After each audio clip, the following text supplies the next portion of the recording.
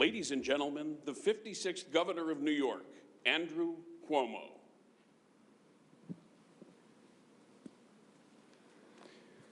Well, good morning to all. Please welcome Lieutenant Governor Kathy Hochul, who is here with us today, and Controller Thomas DiNapoli, Attorney General Tish James, Senate Leader Andrea Stewart-Cousins, Speaker Carl Heastie, Senate Minority Leader Robert Orton, Assembly Minority Leader William Barkley, who are all joining us electronically in this special year. Happy New Year to all. I believe it is with near universal relief that 2020 has come to an end, and I say amen. We now turn towards 2021 with a spirit of optimism that is grounded in experience. Today I address you from the magnificent War Room in the state capitol. The War Room is fitting because we are at war, a war that began early last year when we were ambushed by the COVID virus, and a war that continues today. The artwork in this room reminds us that we have been at war before. It memorializes epic battles, the Revolution, the Civil War, World War I. It honors the unknown soldier, also reminding us today of our lost frontline heroes. And as our forebears before us, we will win this war, and we will be the stronger for it. Today, I'm called on to answer what is in most years a straightforward question, but at this time is anything but. What is the state of our state? Well, in some ways, it is like the state of the nation, and indeed the state of the world. We are hurt, we are frustrated, we are in mourning, we are anxious. We are shocked that an invisible enemy could wreak such death and destruction, especially in this, the wealthiest and most powerful nation on earth. And it was not only the virus itself that showed our vulnerabilities. It's that COVID created low tide in America, and the ugliness that lurked below the surface was exposed and became visible for all to see. The racial divisions, the religious tensions, the government incompetence, the healthcare disparities, the social injustice, and the danger of hateful leadership. New York is, of course, not immune to those currents. In New York, we experience all of it, but in other ways, New York's state of the state is different because New York is different. Our DNA is different. Our character is different. What COVID did to us is different, and how we responded to COVID is different. We have a confidence born from accomplishment. We know what we must do, and we will do it. We will win the COVID war, and we will learn and grow from the experience. We are smart, united, disciplined, and loving. We are, as we say, New York tough. There are moments in life that can change a person fundamentally, sometimes for the better, sometimes for the worse. Likewise, there are episodes in history that transform society, and COVID is one of those moments. New York sees the moment for the crisis it is, but also the opportunity it presents. We understand the international trauma and disruption that COVID is causing. It has affected every aspect of society around the globe and generated new fundamental dynamics. Even this presentation today is different. Normally, it is given in the Albany Convention Center with thousands of people. Today, I'm speaking in person with a small group, but broadcasting, Zooming, and streaming, and in this new and different world, the audience is actually larger, not smaller. Technology and technology-based relationships, work from home, these are new realities that will have dramatic consequences. This next year, we will see economies realign and reset around the world. We see the risk and the peril, but we also see the promise and the potential. The question to be answered is, what will we make of this moment? Is it positive or is it negative? Do we move forward or do we move backward?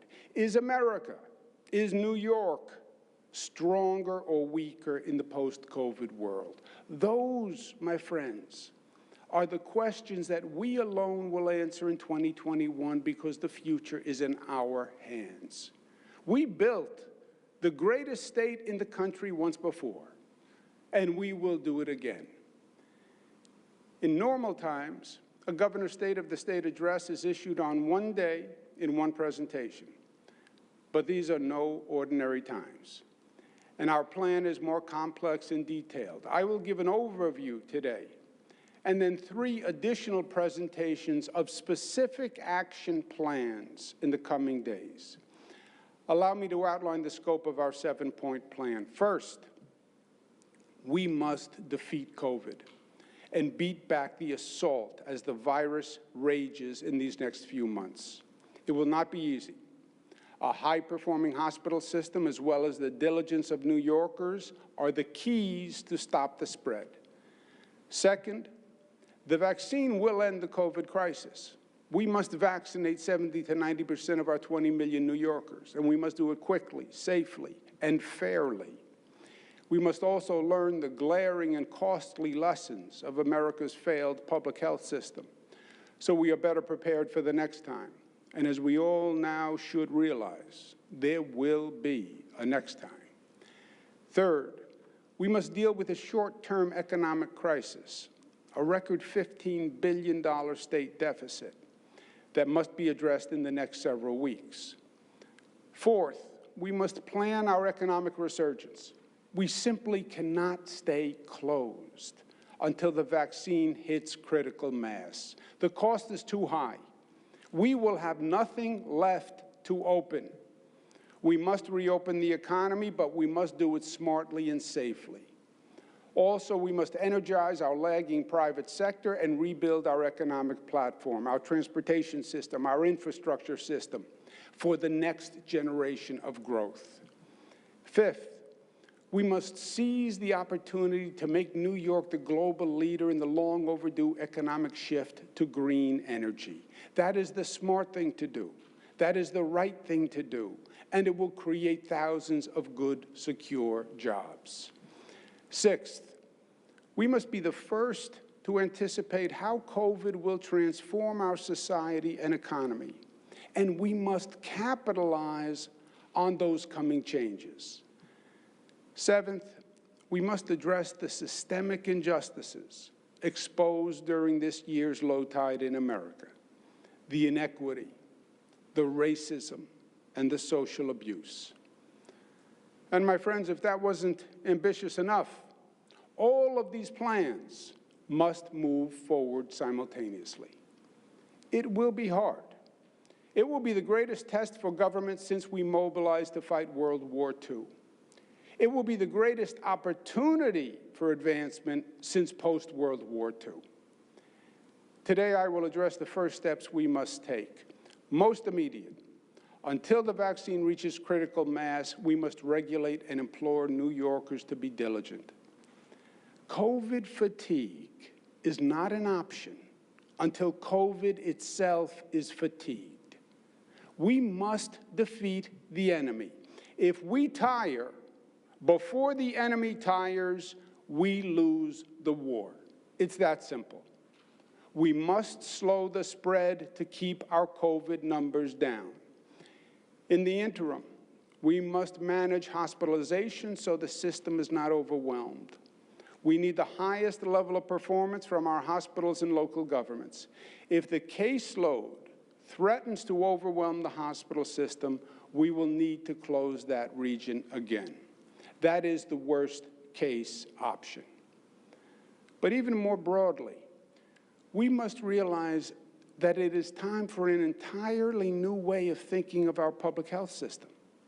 Our nation's public health system was just not prepared for this. Despite the experience of SARS 17 years ago, MERS and Ebola 6 years ago, several dengue outbreaks in the last few years, this country couldn't even produce something as simple as enough nasal swabs. Our laboratories were unprepared, and our hospital systems had no ability to manage the surge. The federal government did not even screen visitors at the nation's gateways here in New York, and it still doesn't. Our nurses and doctors were heroic, but our country couldn't provide them with enough masks and gowns. It was like sending soldiers into battle without bullets. We have had 100 years of medical breakthroughs since the last pandemic in 1918, yet we were decimated by this virus. That can never happen again. COVID revealed a grave vulnerability in our medical supply chain. Too many essential products are made in China. We must have the capacity in the United States and even here in New York. We are already acting to solve the problem. We awarded more than $20 million to 36 New York businesses to make medical equipment here at home. Going forward, I propose the state pass the Medical Supplies Act to incentivize New York companies to manufacture medical supplies. And New York will then purchase from that supply first. This nation cannot be caught flat-footed again. COVID showed us the limits of our health system, but it also fostered innovations. Telemedicine was invaluable in keeping people remote while providing care. Public access was uneven and inequitable. At the recommendation of the Reimagine New York Commission, I am introducing the most comprehensive telehealth bill in the nation to ensure accessibility to all New Yorkers. Most pressing for the immediate future, we must vaccinate all New Yorkers. It is a massive undertaking and much greater than anything this nation has done to date. We are expanding today our distribution system to include thousands of outlets. But the federal vaccine supply must increase. Today, we have about 1 million doses in New York State for over 4 million eligible people. We only receive 300,000 doses per week from the federal government. At this rate, it will take us 14 weeks just to receive enough dosages for those currently eligible. Now, we will schedule appointments for vaccines weeks into the future. We would rather have people signed up and awaiting the vaccine than have the vaccine awaiting people. I understand millions of people want the vaccine today, but we must be patient, even though it is an impatient time. I believe the new federal administration will see the vaccine supply increase, and we will be ready for that increase. We will also bring social and racial justice to the vaccination effort by making vaccines available to all New Yorkers and supplement the private health system to reach more underserved communities, predominantly Black, Latino, Asian, and poor communities. We will not allow politics or wealth to dictate the distribution of this life-saving vaccine. Today, we're announcing the launch of the New York State Public Health Corps. The Public Health Corps will be a joint effort with Cornell University and Northwell Hospital System. We will hire 1,000 Health Corps fellows who agree to serve for 1 year. They'll be trained to facilitate a statewide coordinated vaccination operation and do it safely and quickly in every part of the state. The Public Health Corps will also help New York learn from this experience and establish a best-in-the-nation emergency response capacity that lasts beyond COVID, so we are better prepared for future crises. We will also empower and educate New York's citizens to be prepared for the next public health crisis. Too many New Yorkers felt anxious because they were uninformed and untrained to handle this new emergency. We will develop a citizen public health training program designed by Cornell. It will be offered online, and it will be free to educate and certify tens of thousands of citizens all across the state who will then be better prepared to help themselves, their families, their co-workers, and will be trained and ready to volunteer to help their community in the next public health emergency. Our goal is to train and certify 100,000 New York health emergency volunteers. Rapid testing not only saves lives, but it is a key to our economic reopening plan. We will open a network of new rapid testing sites all across the state. While we're continuing to battle COVID and expedite the vaccine, we must also deal with the cost of COVID. COVID has been costly in every sense of the word. The greatest cost of COVID is the lives lost. And for that, we pray every day for God's grace and peace. Businesses have been lost. Lifetime savings have been exhausted. Personal debt has mounted. And our state government faces a $15 billion deficit, the largest in history.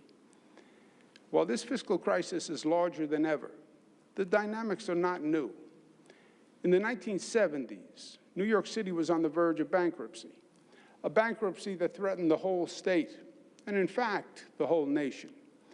At that time, Washington famously told us to, quote, unquote, drop dead.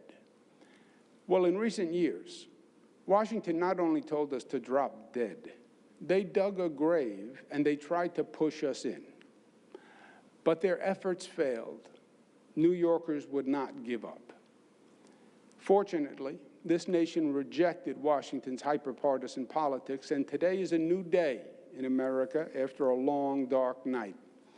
And the new federal government has no credible argument against the fact that New York's damage from COVID is clearly, legally, and ethically Washington's liability.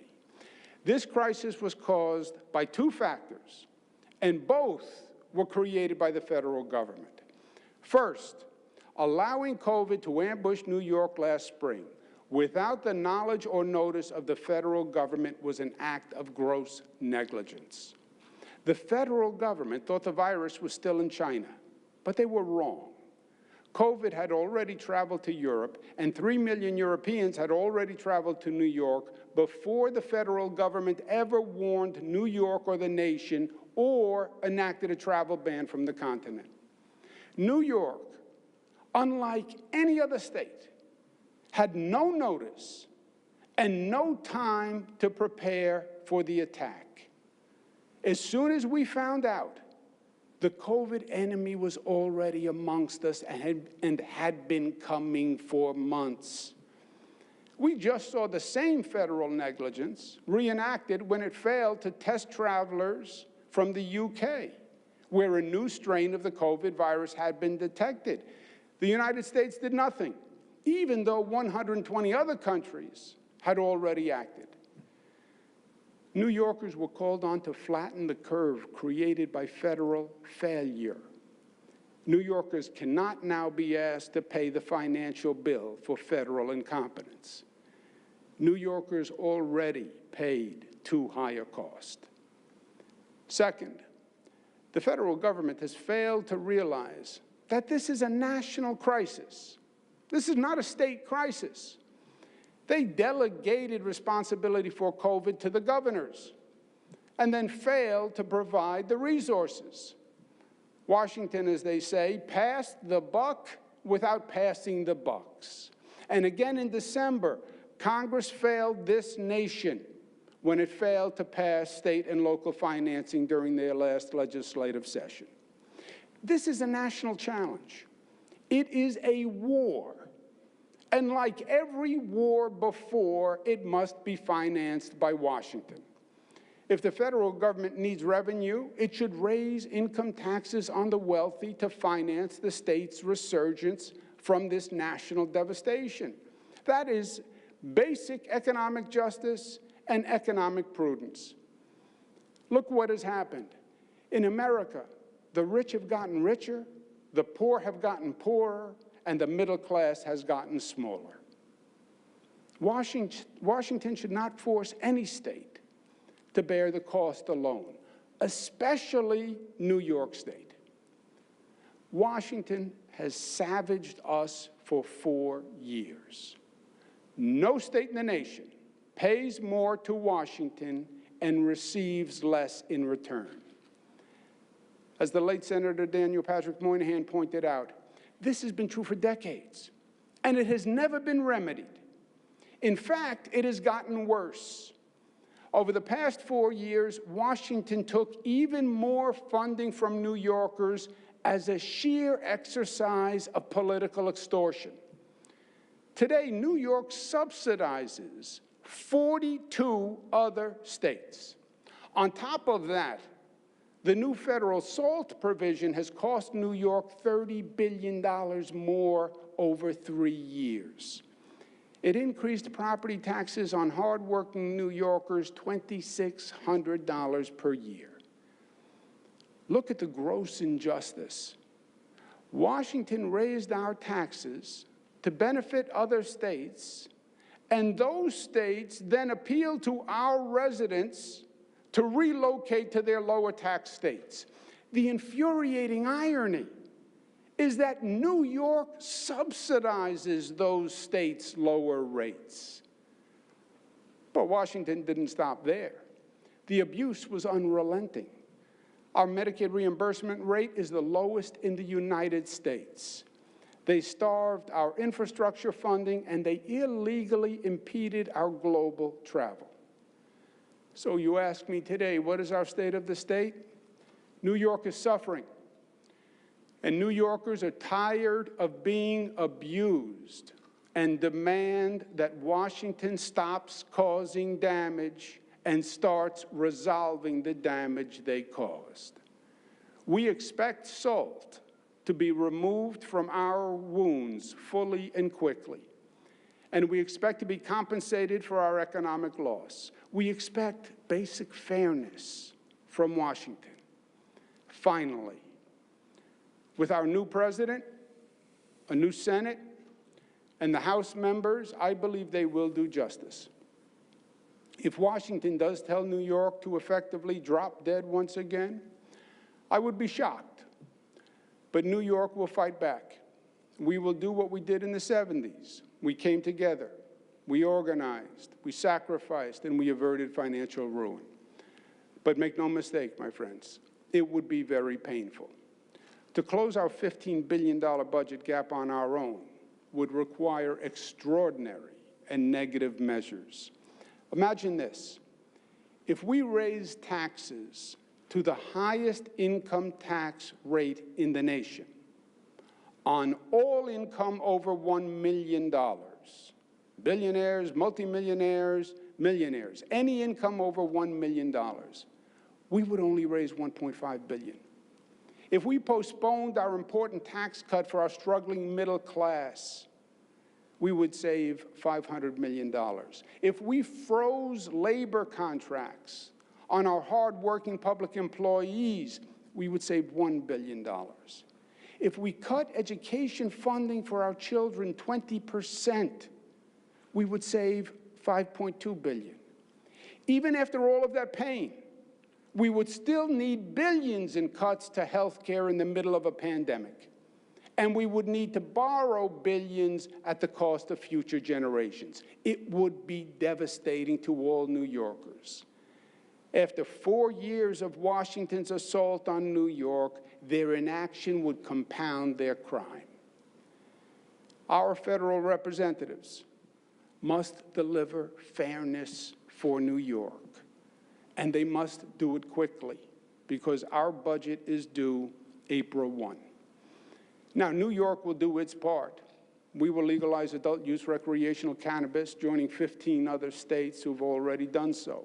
This will raise revenue and will end the overcriminalization of this product that has left so many communities of color over-policed and over-incarcerated. We propose state-sponsored mobile sports betting to raise additional funding. We are a fiscally responsible state.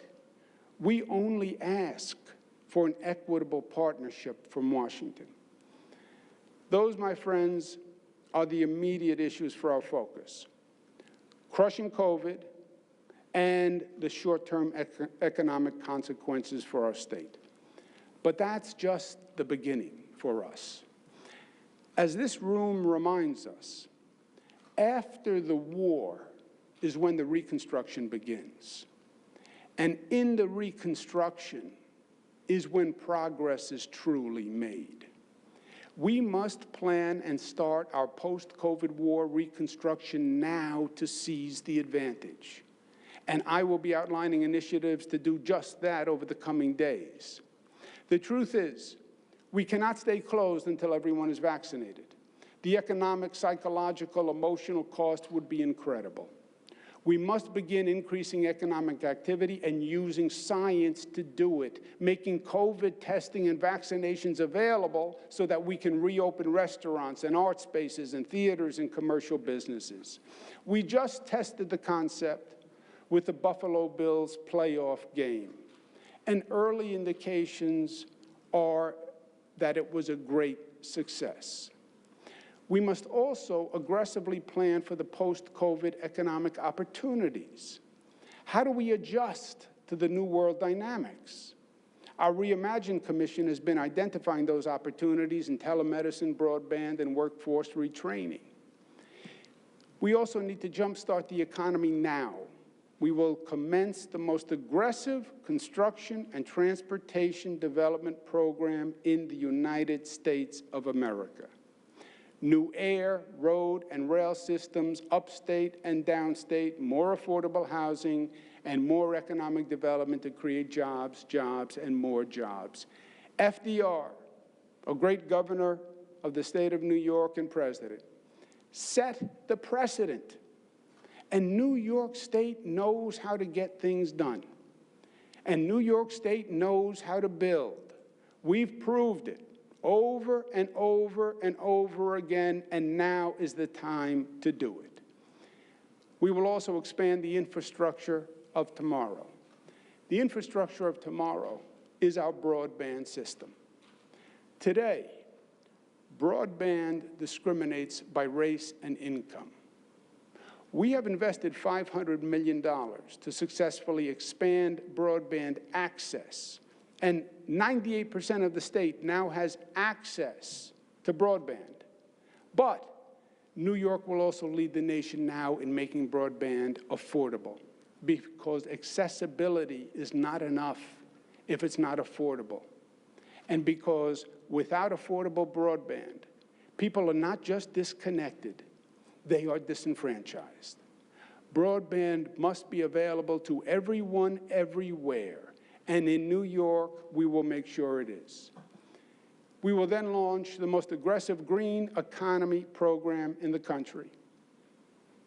COVID is the existing threat, but climate change is the existential threat. New York will be the green energy capital of the world. We will not only construct renewable projects, we will develop manufacturing capacity, research and development expertise, and state-of-the-art worker retraining, all here in New York, and we will do it this year. We will then set our sights to repair our social infrastructure. And that starts with our fundamental responsibility as a society and as a government to ensure public safety. Last year exposed the tensions between the community and the police more starkly than ever before. This is a national crisis. Feelings are deep and complex. Emotions run high on both sides. But divorce is not an option. We all need an effective public safety function. It's not just a question of criminal justice, but also social, economic, and racial justice. We have a scourge of gun violence. The victims of crime are predominantly poor, Black, and Latino. In New York City, in the last 6 months of 2020, there were over 1,200 shootings, double from 2019. Of those shootings, 94% involved Black or Latino victims, and well under half have been solved. There can be no economic revival without effective public safety. This is especially true for our cities. If the attractions of a city are reduced and crime is increased, urban decline is inevitable. That point has been made over and over again through the economic cycles in our cities, and we will not allow it to happen again. Public safety, like so many other functions, must adapt to the times. There are many new questions to answer. Does every 911 call require an armed police officer to respond? What role should mental health and domestic violence professionals play in public safety? What is the transparency and disciplinary policy? What is the use of force policy? But some elements are absolute. Mutual respect is absolute. Individual rights are absolute. Rejecting brutality is absolute. Allowing police to do their job and do it safely is absolute. But for most issues, there is no top-down solution, one-size-fits-all approach. We have 500 communities with police departments in New York, and each one must develop an approach that works for them. Now, I have said that each community must redesign public safety in a collaborative process, include all stakeholders, all opinions, all voices, have the conversation. And then they must pass a law instituting a new public safety function, and they must do it by April in order to receive state funding. This is an imperative for the state and every community within the state. Now, many communities have seized the opportunity and are already making good progress. In Steuben and Ulster counties, citizens and officials are using listening sessions and surveys to increase participation. Syracuse launched the Citizen Dashboard to track development and implementation of each reform. Schenectady has created a diverse citizen advisory panel to help evaluate new applicants for the police force. Yonkers is developing a new policy for dealing with people who are emotionally disturbed. Binghamton enlisted a professional institution to help in their redesign. And Salamanca has the distinction of being the first locality to complete and pass a new plan. April 1 is just weeks away. Elected leaders must lead, and people must engage now. Reforming public safety is hard, but in life, we will never solve a problem that we refuse to acknowledge or for which we deny reality and responsibility. Problems don't just go away, they mount. This is a national crisis, but New York will lead. We will also set the bar higher for a post-COVID war reconstruction. The damage to repair is not just from COVID. The low tide in America has exposed fundamental schisms and flaws in our society. Now, we have seen the riptides building over these past few years. We saw the racism in the KKK parading on the streets in Charlottesville. We lived through the anti-Semitism and the shootings at the Tree of Life Synagogue and across the country. The distrust exploding after the George Floyd killing. And last week, we all watched in horror an attempted coup at the Capitol. These demons may not be new, but they are worse.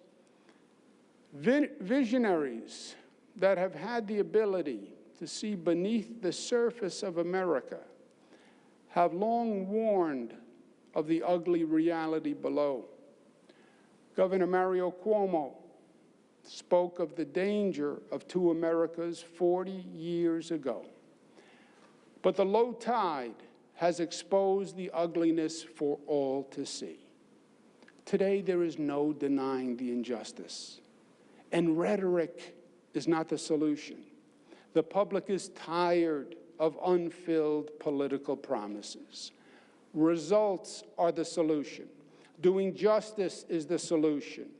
True justice, racial justice, social justice, economic justice, and that must be New York's banner to carry in America's post-COVID reconstruction. Let's tell the plain truth. Blacks died from COVID at twice the rate of whites. That's the truth. Latinos died at 1.5 times the rate of whites. That's the truth. Education divided by race and class as remote learning furthered the divide. That's the truth. We saw the lack of access to affordable child care disrupt low-income families and force caregivers, primarily women, to choose between putting food on the table and caring for their children. That's the truth. We have thousands of tenants and owners who lost their jobs and livelihoods through no fault of their own, and we will not leave them behind. We will provide them the resources they need for rent and mortgage relief to keep New Yorkers in their homes, and that's the truth. And New York must do more to protect homeowners and tenants by prohibiting penalties and late charges on past rent. Many small businesses have been decimated by COVID, and we must protect them from eviction and help them reopen and restart. The pandemic has illustrated once again that health care must be affordable for all. And I propose this year we eliminate premiums for 400,000 more low-income New Yorkers. Our new Americans have suffered mightily from increased discrimination over these past few years. We must ensure all immigrants are protected and have legal counsel by fully funding our Liberty Defense Project. We see undocumented New York families struggling to survive with no financial assistance. The federal government should provide these undocumented New Yorkers with hardship funding. And if they don't, they should at least allow New York State to do it. We have seen elections determined weeks after Election Day. This fuels distrust in our system. We must pass a law mandating boards of election perform professional, accurate, timely, and complete counts. The housing problem in our cities has gotten worse. But the crisis of growing vacancies in our commercial property provides an opportunity. We should convert vacant commercial space to supportive and affordable housing, and we should do it now. Take the negative and make it a positive. Homeless shelters must be available, safe, and secure. It's not just our moral obligation, it is our legal obligation. My friends, rest assured, we can see the future, and it is bright. We just have to get from here to there. And that's what we need together, to do together. The old saying is true, fortune favors the bold. Well, this is another once-in-a-lifetime opportunity. America must seize this moment of international transformation. Some countries will succeed and some will fail. Some regions will rise and some will fall. But this is a moment that is made for New Yorkers. This will be a moment to reimagine, reinvent, and recreate. Life is about change and growth. Will we restore what we had? No, but neither should we try. Life is about moving forward. An enlightened society learns from its challenges, makes adjustments, and forges ahead better than before. That is the New York story. That is our destiny. And I am confident and optimistic that we can do this, and my confidence is not uninformed or wishful or blind optimism. My confidence is born from experience. I know how difficult our challenge is going to be. I know the height of the mountain. I hear the naysayers, I hear the hate mongers, I hear the voices of doubt and insecurity, I hear the fears of those without the confidence to build or the vision to dream. But I know who we are and what we can do, and I know what we have done. Do you remember last spring? Do you remember what New Yorkers did in their darkest hour? I hope so, because I will never forget it. When COVID ambushed New York, and we went from one case to hundreds of cases in a matter of days, when sirens filled the night stillness, and mass graves were dug on Hart Island, when fear gripped New Yorkers like a vice, when the global experts told us there was no way we could slow the spread. But New Yorkers said, yes, we could, and yes, we would, and they wouldn't give up. And New Yorkers united, and they rose to the occasion. That is New York at her best. That is the New York miracle. Time and again, we have heard the voices of doubt and defeat. The state can't do a budget on time. We can't enact common sense gun safety. We can't pass marriage equality. We can't raise the minimum wage. We can't fix subway tunnels. We can't build a new Tappan Zee Bridge. We can't turn around the Buffalo economy. We can't end the AIDS epidemic. We can't provide free college tuition for the middle class. We can't construct a new Penn train hall. They were wrong. We did. We can't only if we believe we can't. That is what we mean when we say New York tough. The understanding that there are moments that actually liberate our capacity and potential. When the little strings that hold down the giant that is New York are torn away. When incompetent government is overpowered by the competence of good people. When petty divisions give way to the power of unity, when self-doubt is overcome by self-confidence, when the voices of our better angels win the day.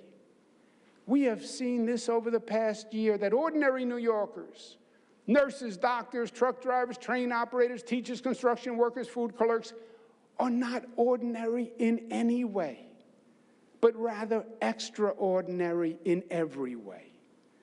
Over the last year, when forces were trying to convince this country that the strongest four-letter word is hate, New York showed that the strongest four-letter word is love, and that love wins every time. There is an indomitable power in our New York credo. The strength of one people, black, white, brown, Asian, upstate, downstate, straight, and gay, all pulling in one direction. It is unbeatable, undeniable, and undebatable. We say it in our state seal in just three simple, beautiful words, e pluribus unum, out of many one. And we know the direction we are all headed. We are all headed up. It is our state motto, Excelsior. Ever upwards. New York State is the state of aspiration and excellence. That is New York's legacy. That's what made us the progressive capital of the nation. We have done this throughout history. We did it last year when times were tough, and we will do it again this year, and New York will lead the way. Thank you, and God bless you.